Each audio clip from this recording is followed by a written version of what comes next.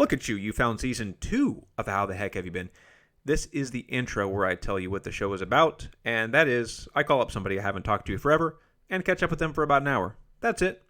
I'm going to have a short little ad at the end of every episode, but until then, if you want to support the show, go to artbymarker.com and buy some cool art. So without further ado, here's a little intro music and the show.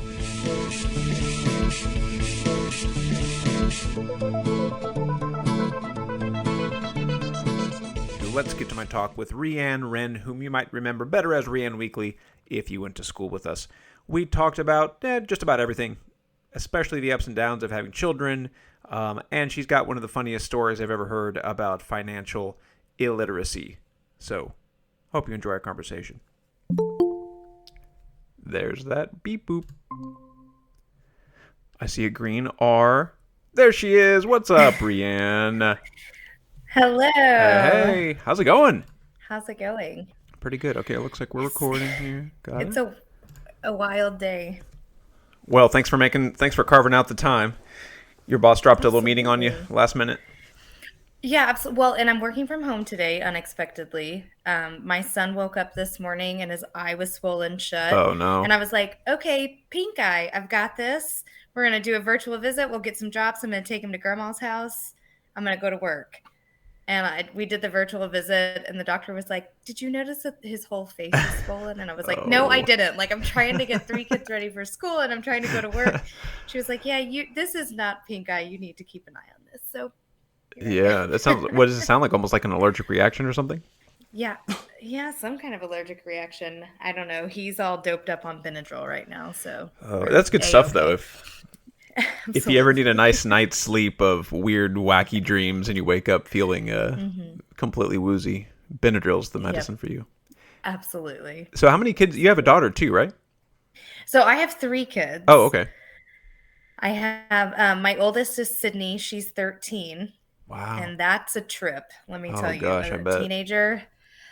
Oh, she's nothing like me. She's exactly like her dad, which I'm not prepared to raise somebody else's payback child. Like, I'm just not. My middle daughter's Reagan. She's 10 and she is me reincarnated. We lovingly call her Lisa Simpson because she knows everything and Nice. she'll correct people. She is bossy, or as we tell her to try to put a positive spin on it, she has great leadership skills. Yes, future CEO. Oh my gosh, that's my payback child. And then Jackson is 7, and he's rotten, and it's all my fault because he's the only boy. So That's how I was. So I was the youngest of 3, two older sisters and me. So I was just kind of spoiled, and I was the baby. yeah. Well, I'm the baby of 5, so Oh, wow. I feel like it's appropriate for the baby to be rotten. Of course, yeah. Absolutely. We deserve to be rotten. We deserve it. Absolutely. Nice. This middle child thing, though, I don't know about all that.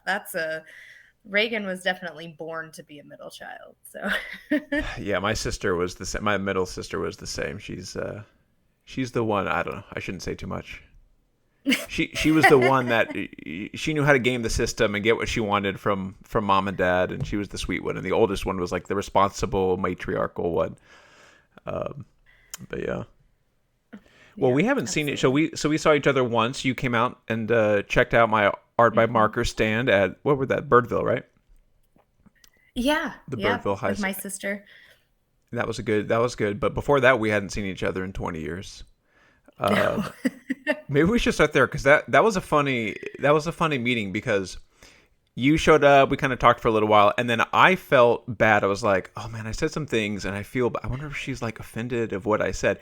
And then you messaged me a couple days later, and you said the same thing about a completely different. She was like, "User like, I'm sorry if it was awkward because of this." I was like, "I wasn't even thinking about that. I was thinking about my thing." And so I was like, "Are we all just wandering around anxious about stuff that nobody else cares about?" And Yes. I think we are. So I think I'm still reliving like moments from 4th grade where I was like, oh man, I wish I had done that differently. Yep. Because I just have this anxiety of I'm an awkward human, but I'm an outgoing awkward human, which Right. is uncomfortable in and of itself. Yep. So it's like, oh, maybe I should apologize for, and I'm an over apologizer. So I Oh, don't me think too. that Yeah. helps the situation at all.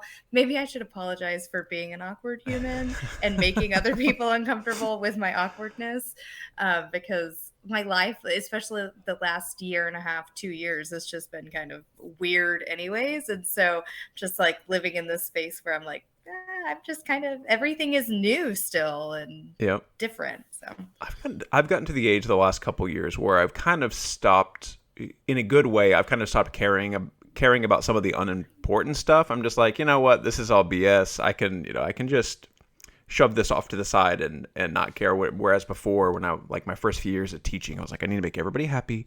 I need to be the perfect teacher, the perfect mentor, the perfect student, the perfect this. And I'm like, nah, I've got this. I've got some experience. Y'all can just deal with my imperfections because it's too hard. It's too hard to keep that up. yeah, I go back and forth sometimes. I think what's funny is when my oldest was maybe 2 years old, I had a friend from church look at me and say, I was like so worn out all the time, like trying to make these gourmet meals for dinner every day and all this other kind of stuff. And she looked at me and she said, Rand, you know that cereal is a perfectly acceptable dinner. And I went, oh my gosh, why didn't I ever think of that? Like, that's such a simple thing, but like, why didn't I ever think of that? And I kind of like live life like that with work now. It's like, sometimes cereal is a perfectly acceptable dinner, lunch, whatever. Like, in any aspect, you can use that kind of scenario of not every day is going to be Yeah. perfect. It's not going to live up to your expectations. We'll just move on and try again tomorrow. It's okay to do the easy thing. Give yourself a Yep. break. Although I will say I don't think I mentioned this on a previous episode. I think I was just talking with somebody, but I saw this thing on Facebook where it was some therapist had told her patient that she was like overwhelmed because there's always dishes in the sink. And so the therapist said, just run the dishwasher twice. Like, just put them in there and don't rinse them off. Just put them in there and run it twice because you deserve it. But like, wait, hold on. I don't think so. I think that's the one. Like, cereal for dinner is fine. That's a good, easy fix. But if you're shoving dirty dishes in the dishwasher, it's just going to clog with food, and then you're wasting water, and your water bill's going to double. Like, that But is. are they actually getting clean? And yeah, exactly. Concerns. So anyway, I read that. I was like, wait a second. This is beyond the pale. All I right. will tell you, there are plenty of loads of laundry that I wash twice because I'm like, oh, that's been in there way All too the time. long. All the time for me. You leave it overnight. And then you're like, maybe it's not moldy. Maybe they didn't get mildew. And then you try to wear them and they smell and it's fine. new. They smell fine until you wear them for a little while and you sweat a little bit in them and then it just comes like, oh, no, Yeah. no. Yeah. So I It's never not worth risk it. it anymore. Just run it again. Speed wash again. That's all the time at our house. That's the worst. That's my worst chore. Like, I don't mind doing it, but it always just gets bumped to the bottom on my list where I'm like, Yeah. I would rather do the dishes, vacuum, straighten up. And then like after that, I'll get to sorting laundry and then I never do. Yeah. Okay. I think it's worse with kids. Sorry. We have all the little clothes. Ugh, It is. Yeah. And so then many fit in one load. you have to like air dry the shirts or they'll shrink a little bit in the dryer and they grow so fast anyway that you're like, I need to maximize how long these fit, but you don't want to have to air dry them. It's a pain. Okay. I was going to hit rewind on us. So, let's go back. So we met in probably 7th grade, I guess, or at least we both went Yeah. to Hearst Junior High. Although we didn't really Yeah. run around in the same Hearst Junior High circles. I assume you were with No, but Jessica Rader at the time. yeah, some in junior high was more Candace James. Oh yeah. I forgot Candace. And then did Um, she date Matt Schofield for a while? oh She gosh, I dated. can't I know that remember. was so I long will tell ago. you, I have a terrible memory. That's okay. Yeah. Kenneth, I don't Oh remember his yeah. last name. I know Yeah. that was. I remember that. I remember him, and he was a year below us, I think. Right, Kenneth. He played sax. Above. Oh, above. Okay. Yeah, And you were a clarinet, right? I was. Yeah. So you had, oh yeah, Katie was flute. Flutes were at the same time as tubas, and so I don't know what brass instrument was playing when you were doing clarinet. Oh, probably Her. trumpets, I think. Yeah, I don't remember any trumpets from Hearst. I just remember all the LD Bell trumpets, like Ben Johnson, right? Yeah. Nate Stein. I don't. Nate Stein, he was the best. And you're saying names that I'm like, I know I you have got the I've been so anxious because I literally have a terrible memory. I'm like, what do I remember from high school? I remember band, I remember working. Like, what do I band remember subsumed this? everything. Well, what job did you work in high school? So the day I turned 16, my mom took me to MJ Designs down by East Chase because Yes, she knew yes. the manager because she had done seasonal work there, and my older sisters worked there in high school. And she took me to the manager and was like, Randy, she's 16 now, she needs a job. So I worked at MJ Designs until they went out of business. I got to do, as a 16-year-old, liquidation with them. Nice. No, horrifying experience. Horrifying experience. So Having people cuss you out over 30-cent stickers is not a nice experience when you're yeah, you 16. get all those bargain hunter, no Yeah, nonsense it's shoppers. terrible. They all Yeah. come out of the woodwork. I thought MJ Designs became Michaels, or did Michaels just buy up those spaces? I don't think they bought them out. I think they just completely liquidated. They were Okay. competitors. So, but I have no idea. Man, I forgot about MJ Designs. What is that? What did that I stand know, that's for? a throwback Was it for like sure. it was like a name, I right? I have no think whoever idea. started the company. I'm sure. And it I'm was a sure. craft store, right? Like a craft and hobby store. Yeah, so I got to do like the balloon stuff, and I worked in Christmas time in the floral Okay. department and got to make the big bows, the bow tree Nice. toppers and stuff like that.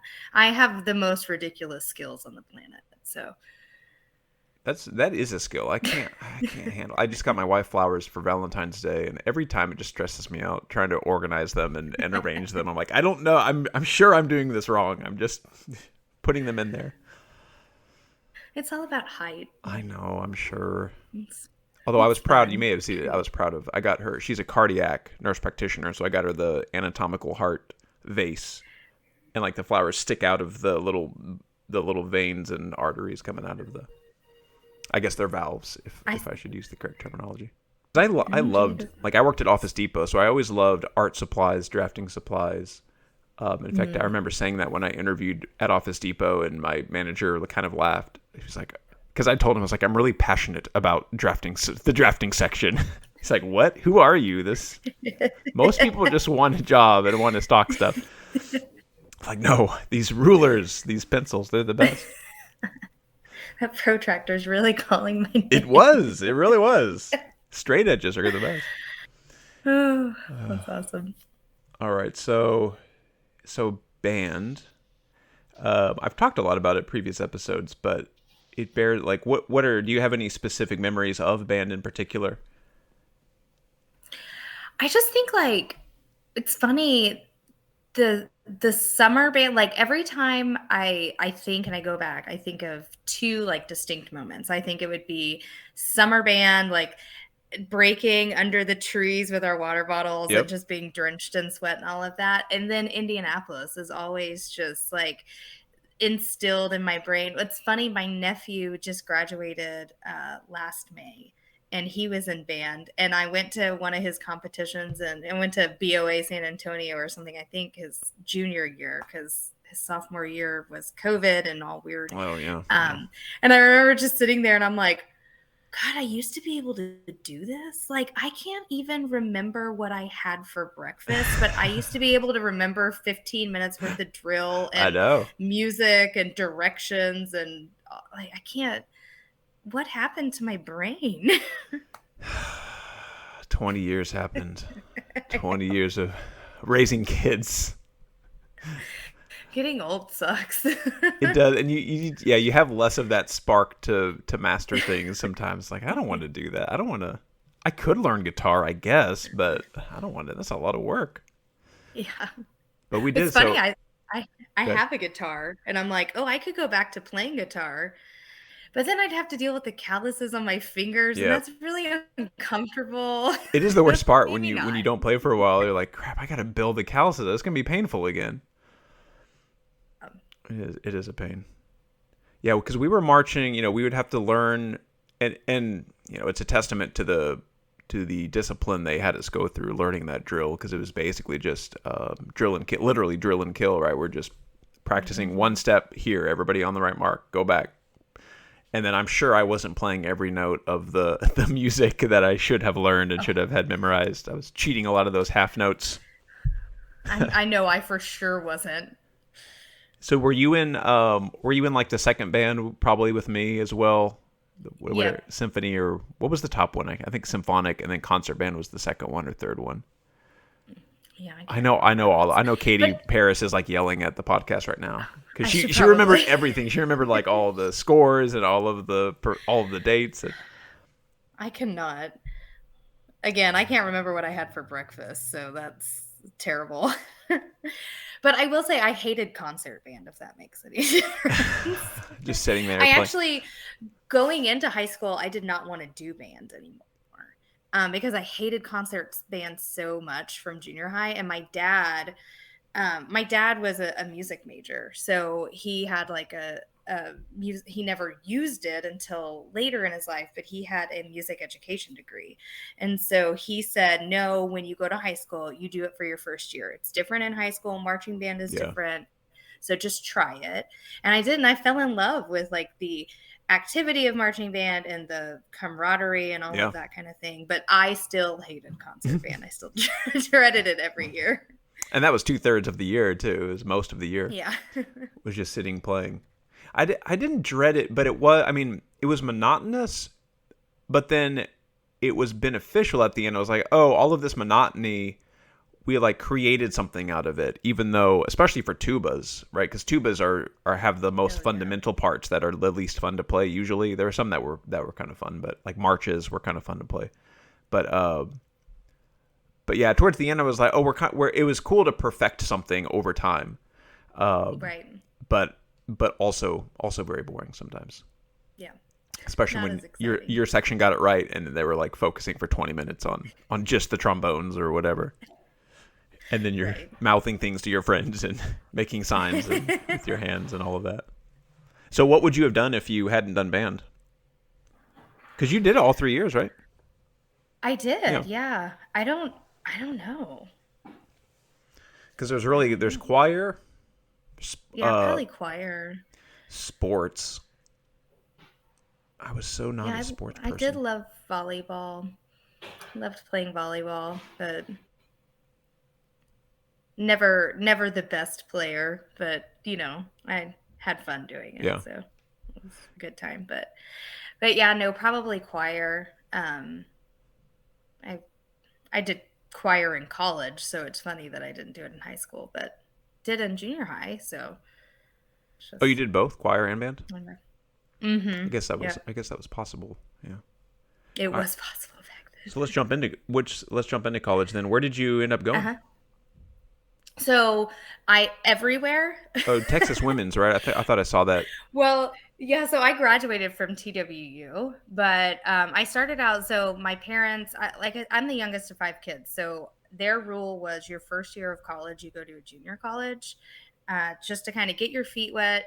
I, me, and my two older sisters, like we never really had to study a ton in high school, right? To have Mm-hmm. that, Yep. to be able to get by.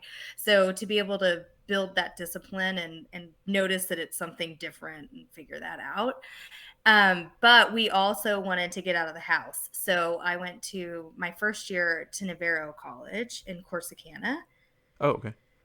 And so they had the cheer show over it on Netflix. It's ridiculous. Oh, okay. It's cool. In the middle of nowhere, but they did have dorms on campus. So it was about an hour and a half away, got a little bit away from home, but also kind of had that, you know, feeling of being in the dorms and all of that, not on Is your own, but Corsicana closer more to the like Gulf? 13th grade. No, it's by in Ennis, by like close to Oh, okay. Ennis. What am I thinking? It's on the Gulf. I'm thinking of Corpus instead of Corsica. I'm just thinking Mhm. the hard C sound. Sorry. The C's. So did a year there, and I thought I wanted to do elementary education. So after that, I transferred to UNT, and I was hell bent on not living in the dorms at Wait, UNT we and went to UNT having. together? Yeah, I went to UNT in Okay. 2006, I guess. Right? Nice. Okay. Yeah, five, We must have 2005, run into each other at some 2006. point, maybe. Maybe not. Maybe I wasn't. I worked a lot, Yeah. so I'll be completely honest with you, didn't go to class a lot. My first class I walked into at UNT was a government class in an auditorium with like 500 other people, and I Yeah. was like, "Oh no, this is not going to be for me. Yeah. I'm not so sure about this." But I worked a lot so that I could pay my bills to live in an apartment off campus instead of staying in the dorms like a normal human would do because I'm a little too stubborn and hard-headed. So didn't do so well, and then took some time off. My first education class, I was really excited. I wanted to be a teacher, and then I went into the education class, and I was like, "Oh no, this is actually not what I want to I'm not do." so sure this is right. Yeah.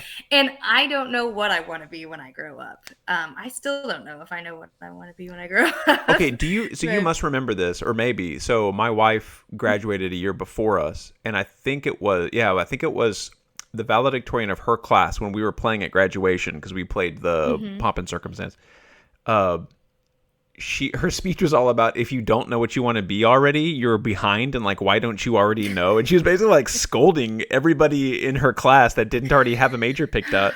Like, really, are you serious? Like, a lot of people, it takes people a while sometimes. Yeah, it makes me feel bad, especially as a mom. Like, I still sit here. My sister's 45, and she's like, I still don't know what I want to be when I grow up. Like we're still trying to figure it out. But having a 13-year-old, like I have a 13-year-old who thinks like maybe I want to be a welder, an artist, a jewelry maker. I have no Hmm. idea. Let me tell her like you don't have to know. Just go and figure it out. And no matter how long it takes you, just you'll get there. You Yeah, just build some kind of skill and you will get there. I have a. So I ended up going back to school for music therapy. I landed on Oh, music nice. Yeah. therapy, was really excited about it. And that's where I landed at TWU. And right before I finished my degree, I got pregnant with my oldest. And that degree is so specialized in the sense that it's a small college for music therapy. If you miss a class, like an offering for a class, you're going to have to wait probably a year or two until the next offering is put Yeah. up again because of how everything is structured. And the classes were really mostly 8 to 5 Monday through Friday with practicums and things like that. So as a new mom, it wasn't going to work. So I finished out my last semester in December. I had her January 1st, and January 19th, I went back to school and online and finished my degree in music and business, and then became a stay-at-home mom for 3.5 years. So it was, an interesting transition. Yeah. I mean, I did actually. That's about what I did as a stay-at-home dad for 3 years. Because my wife makes a little more money than I did, by which I mean twice as much. So so if one of us was going to stay home, it was going to be I. And yeah, how was that experience? Because it is a whole different skill set raising a child and just keeping it alive. It is, this is gonna make me sound like a terrible mother, but No, no, no. with one, Only to it was those who don't have great. kids. It'll make you sound. Well, with my oldest, it was great. Like she was such an easy baby. As a teenager, she's hell, but as a baby, she was so easy and really could I could tote her along anywhere and she was great. My middle was born and she just screamed all the time. Hmm. They're 3 years and 1 week apart. She screamed all the time. My husband at the time would go to work and come home, and as soon as he walked in the door, she would stop screaming and she was happy. And she was 6 months old, and I looked at him and I was like, look, either I've got to go or she's got to go. So I think I need to go back to work because I cannot do this Yeah. anymore. Yep. There is a limit. Like And I the love my human kids. mind can only handle so much of that sound in your ear for hours. I mean there's a reason they use that as like a torture device. Uh, the loud Absolutely. noise and constant noise. It's like, yeah, I mean, this sounds horrible, and I don't mean to make light of it, but you understand shaken baby syndrome because Oh, it's like the only thing that will make them stop. It's horrifying to think of, but it just, yeah, you have, and it's that's like if you have a partner with you, you're like, okay, I've got to leave for a minute, like you say, I've got to leave, or this isn't going to end well. Yeah, there are definitely moments where it's like, oh, I don't know that I can do this. It's like I tell people it's equally the most wonderful and terrible thing on the planet Hmm. being a parent, because I love my kids more than anything in the world and I would do anything for them. But also, like, they make me more exhausted than anything I could ever imagine. And I have employees at work who are young moms and they're like, it's so hard. I'm so tired. And I say, I wish I could tell you that it gets better, but the hard just changes. The Yeah. hard just becomes It different. just shifts. That's true. Although, I It's really, mean, really doesn't get easier. yeah, and mine are right at the age now. My youngest is 6 and the oldest is 8, and they're finally at the age now where they'll like play together for an hour or two without screens. Sometimes, like we give them screens for like an hour a day to have some quiet time, but sometimes they'll just play pretend. And I'm like, man, I wonder if my wife is having to deal with him this whole time. I'll be upstairs, working on my art or writing or whatever. And then I'll go down and she's just reading a book on the couch while the girls play. I was like, oh, this is okay. This is cool. All right, I can handle this. They're still needy the other 23 hours of the day, but sometimes they'll entertain each Yep. other. But yeah, the hard parts do I change. will I will tell you, when we had the ice event a few weeks ago, I was so excited. At the end of the week, I looked at my kids and I said, I'm going to tell you guys really honestly, I am so thankful that all of you go to the bathroom by yourself. You know how to work the microwave and get your own snacks, because this changes things. It's a game changer. Hmm. It's like, ooh, I don't know that I would want to start this over. Like, it's still hard in a different way. The attitude and the eye rolls and all the everything, but Yeah. it's definitely, there are perks. Yeah. I feel like when they get to the age of your kids now, it's like now we've got to prevent them from making life altering bad decisions. Like until they're Hmm. 8, there's not much Yes. they can do in the, to alter their lives irrevocably. But now it's like, man, now we got to like worry about boyfriends and girlfriends and relationships and Hmm. trying to set them on some sort of path, even though it may be impossible to control any of that.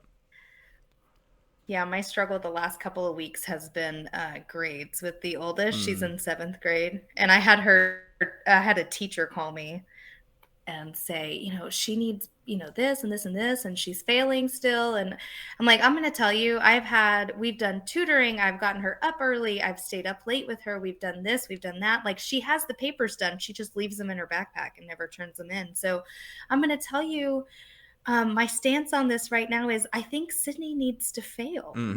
And Yep. she needs to feel the pain and discomfort of those consequences, because this is not a skill issue. When the child turns in no papers but aces the test, it's not because she doesn't understand the Yeah. material.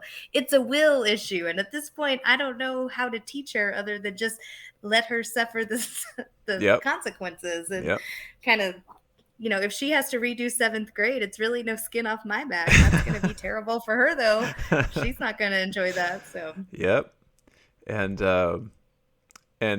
probably letting her make that mistake before ninth grade when the GPA starts totaling hmm, up is better anyway. Yeah. yep, yep. That's the Might as hard well. part. It's the hard part is knowing to have tough love, because they definitely need it sometimes.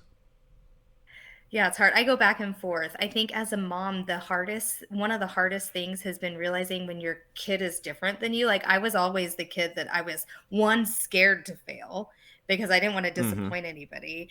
But two, like, I wanted to do well. Like, and it's not that, I think she has always been the kid that never really cared what people thought of her.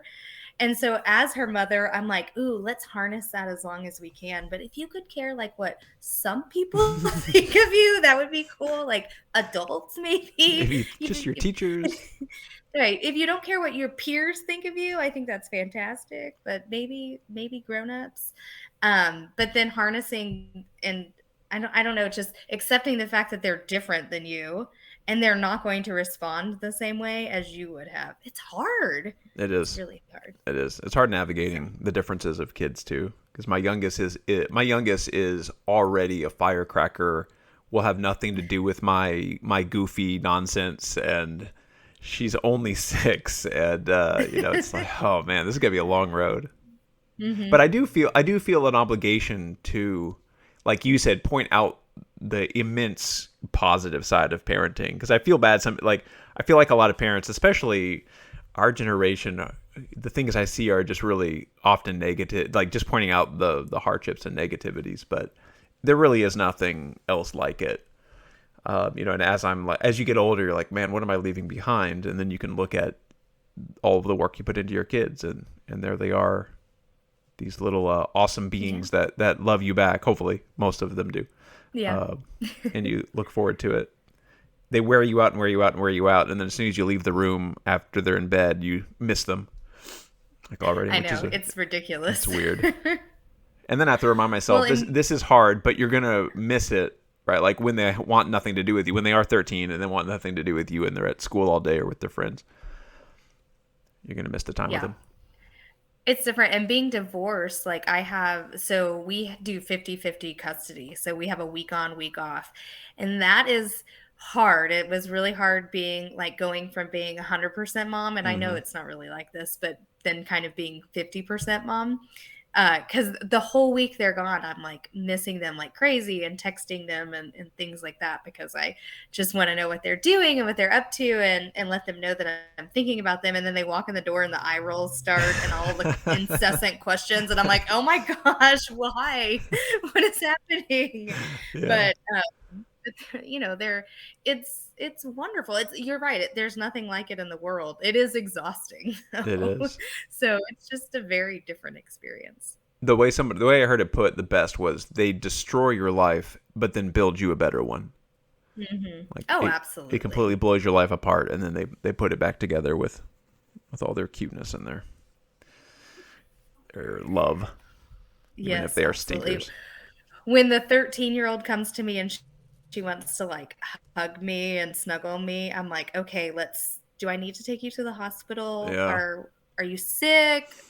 What are you wanting? Let me enjoy it. I'm just not going to ask questions. Let's just sit here for a few minutes. So that was the same. My youngest was sick the other day, and I knew she was sick because she actually let me like rub her back a little bit or ruffle her hair, and it didn't bother her. I was like, oh, you must be exhausted, because you normally will have nothing to do with me. Good times. All right. So what are you doing now for career? Are you still doing music? I'm not at all, actually. So I actually work in healthcare. I've been in healthcare for the past 11, 12 years. It'll be 12 years this year. So I worked for a major healthcare organization for just about a decade. Doing a lot of different things, but I helped open a new hospital 3 months before COVID hit. That was a Oh, lot of wow. fun, really. Not a good time to open a hospital, but a busy time indeed. Keeps you busy. But I work for a small insurance company right now.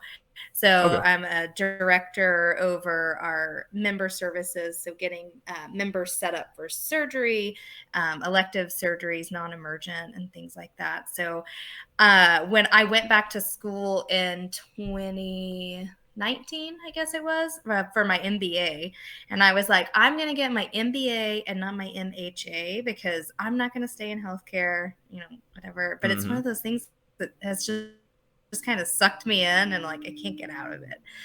Just at the end of the day, knowing that you're making a difference in someone's life during like these pivotal moments where they're in pain or they're scared or they're just so uncomfortable and they don't know what to do has always, been that driving force for me to kind of keep going and keep pushing. So Nice. it's Yeah. interesting. Yeah, it's nice.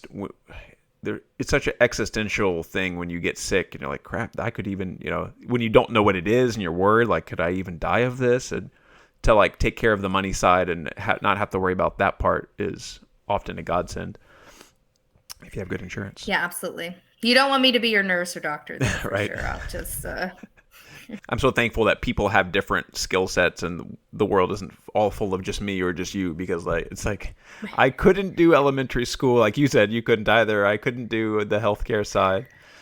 So thank God for all of the different people out there doing jobs I couldn't.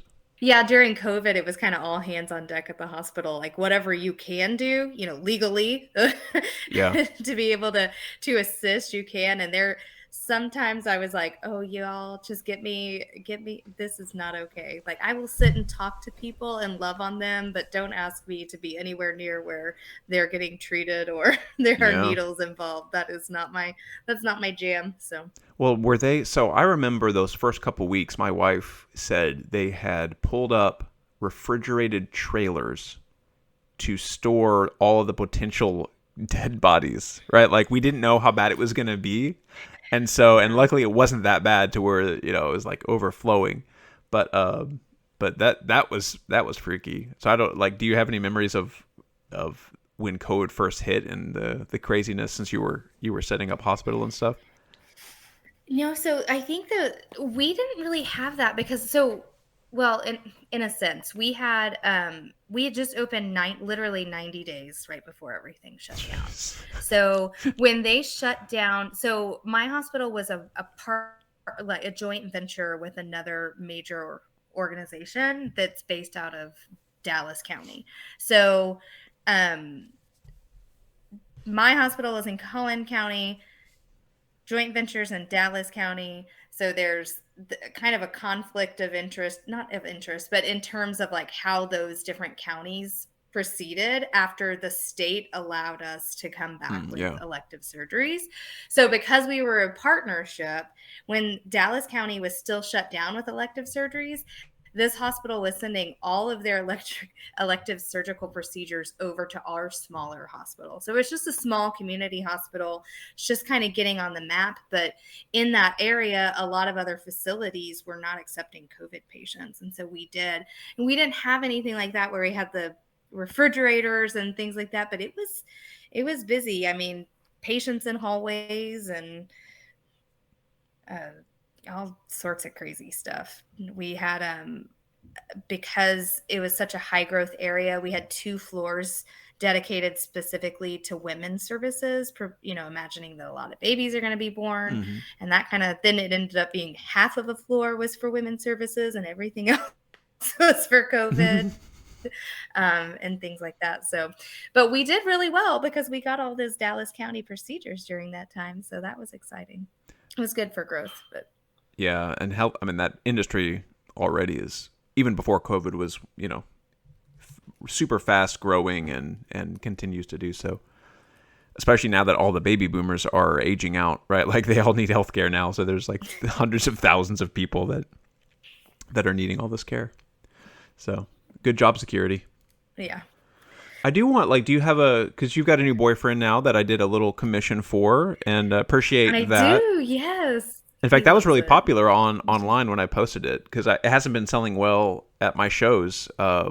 But when I posted that thing online, when I finally listed on Etsy, I sold like 3 or 4 of them off the bat. That was cool.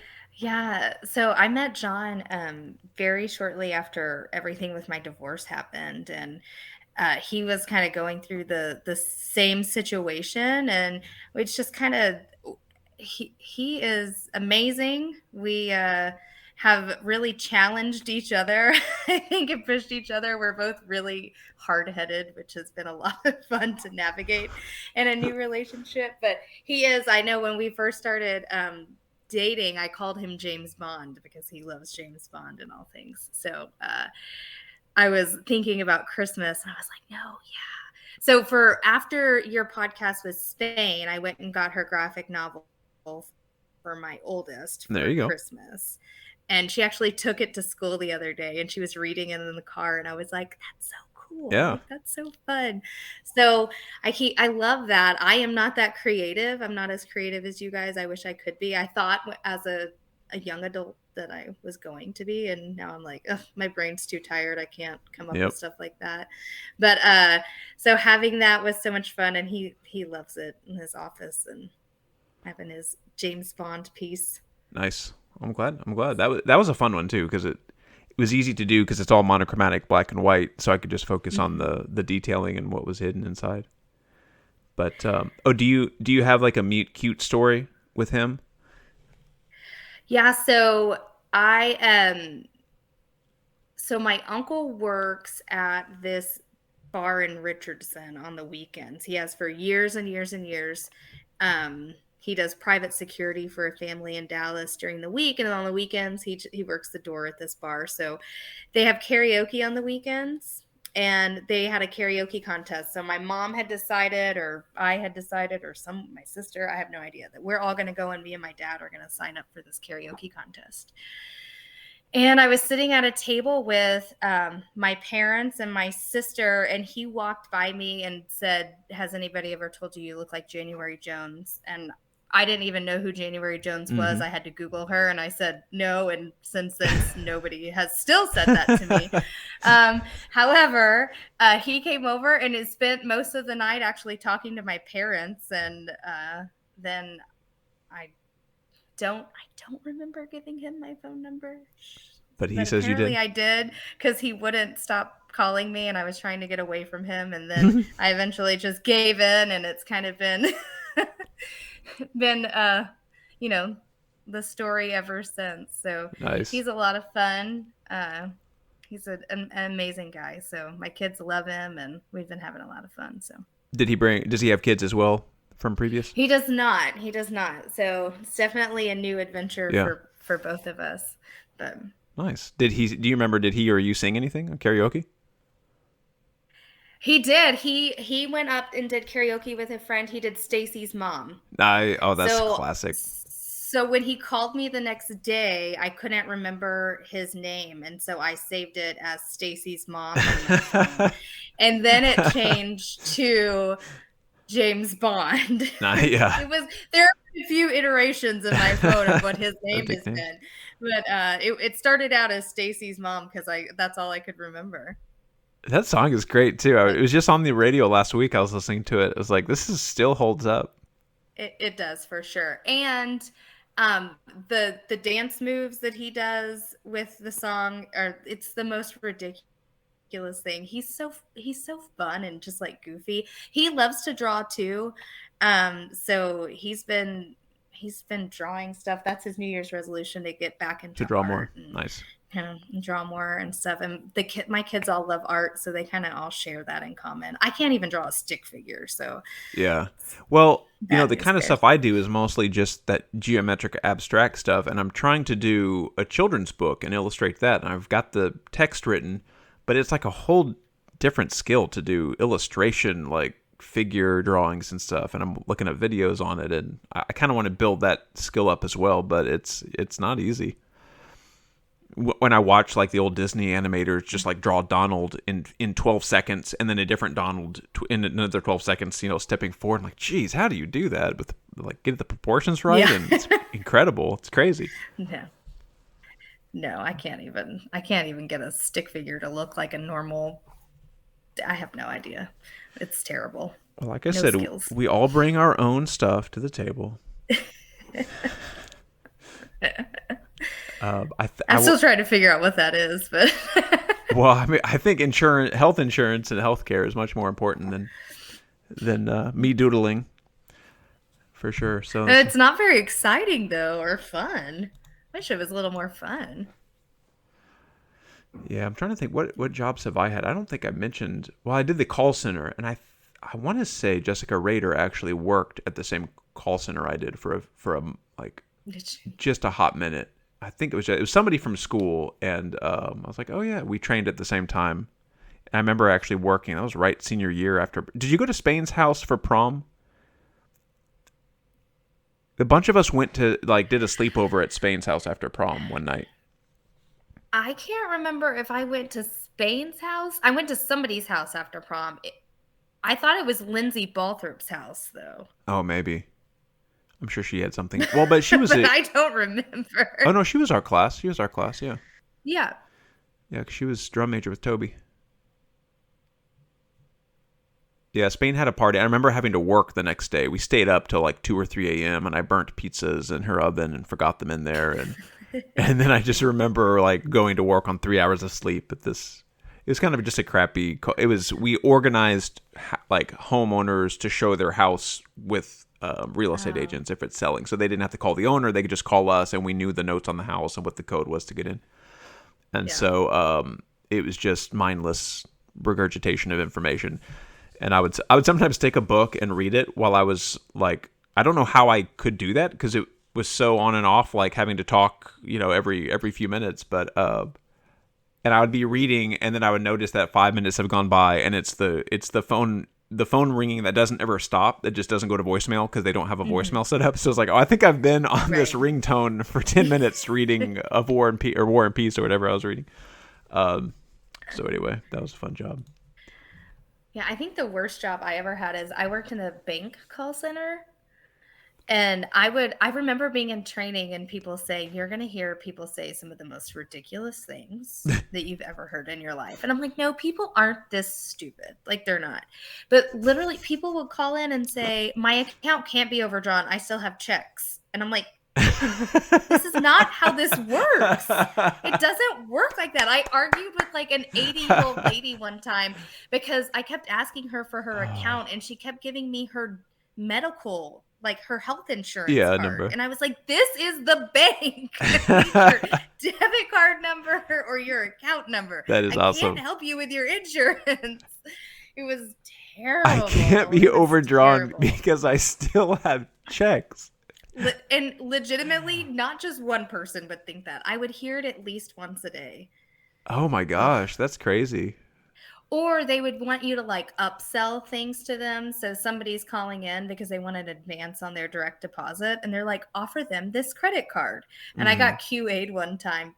My boss was like, you didn't offer this credit card and it was in their offers and they could have done that and it would have helped them. And I'd be like, okay, so ethically, I don't think that offering them this credit card is really what is going to help them in the long run, because they're trying to get an advance on their direct deposit and then you want me to offer them more debt. Like I don't think, just this isn't right. It's not okay. Rhean, if you just word it differently, it sounds like it's ethical. It sounds like it will help them.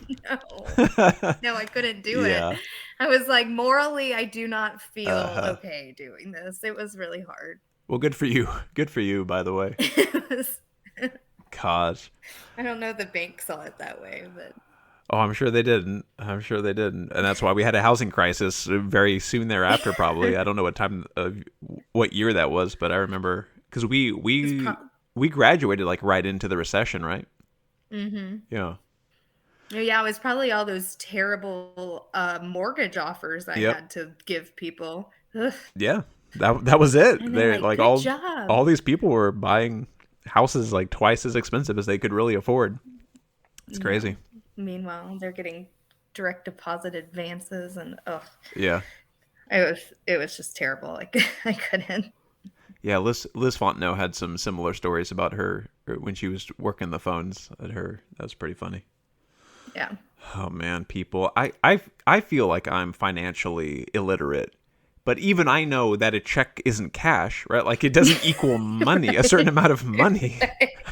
Like it's just basic critical thinking. Like if I can put $2,000 on this check or $1 on this check, it has no. Anyway, that's great.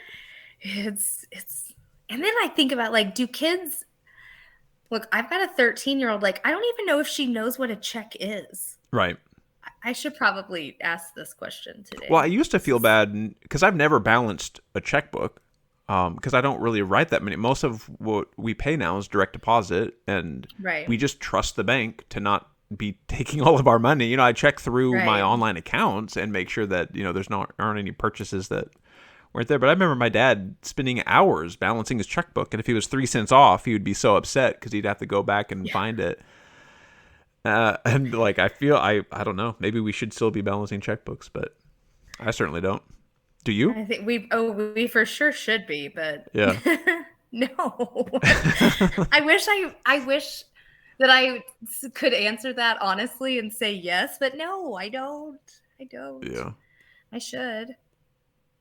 I'd also probably be really ashamed if I actually did that and be like, oh my gosh, I spend way too much money on X, Y, or Z. Mm-hmm. It'd be shameful.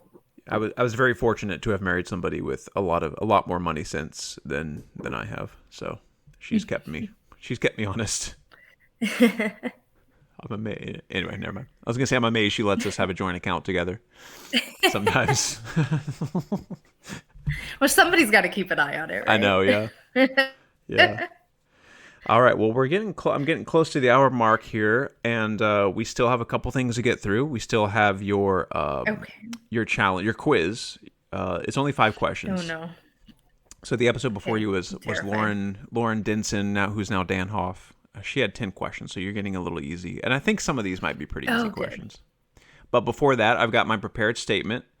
Rhean, because of your amazing energy and love of life, I am sincerely grateful and better for having known you. You are one of the hundreds of kind, generous, and benevolent people I know in a world where we need every single one we can get. So keep being awesome and doing awesome things. Thank you. You You're as welcome. well. I'm so excited. Thanks for having me be a part of this. Sure. And that was my main memory of you, was just like this kind of vivacious, like always having fun, always smiling, always laughing. You were kind of the life of the group and wherever you were. So good stuff. Oh, well, thank you. That's really sweet. Yeah. That makes me feel really good. I like to still try to be that way. Yeah. I'm just older and more tired now. I go to bed a lot Oh earlier. gosh, it's really great. Like it's the shift has been insane because I don't usually I'm in bed at like 9:30 sometimes, and it's great. It's amazing. And I tell some of Yeah. my students that, and they're like, "What?" Because I know they're staying up till midnight, 1, 2 a.m. I'm like, guys, you have no idea. You Yeah. have no idea. It's the best thing ever. Okay, now your maiden name is Rhean Weekly. So here are Hmm. 5 questions about the days of the week. Let's Oh, see. okay. This feels good. Yeah, all right, yeah. I think this will not be too bad. All right. Okay. Technically, the rules state you have 7 seconds to answer before I count it wrong. These are not, however, multiple choice. So it's short answer. All right. Number 1. Which day of the week has a name that derives from the Norse god of thunder?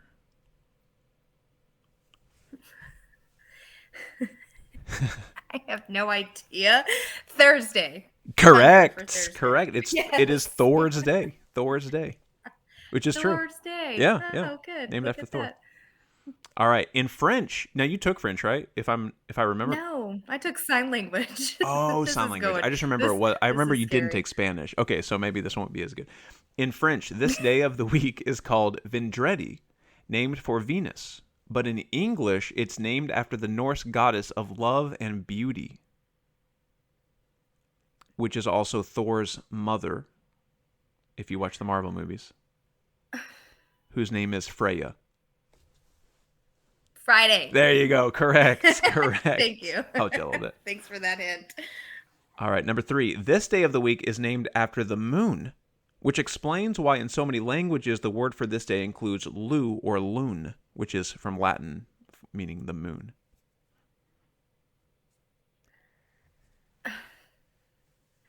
Loon or loon? Is it Wednesday? I don't know. Incorrect. It is Like Monday. Monday. I Moon was thinking it probably wasn't Sunday. Moon. moon Monday. day. Got it. Monday. That'd Yeah. be And then really like great. I know in Spanish it's Oh, loon. lunes. I don't know what. I I don't don't know Spanish. I know in sign language it's this. So, loon in sign language.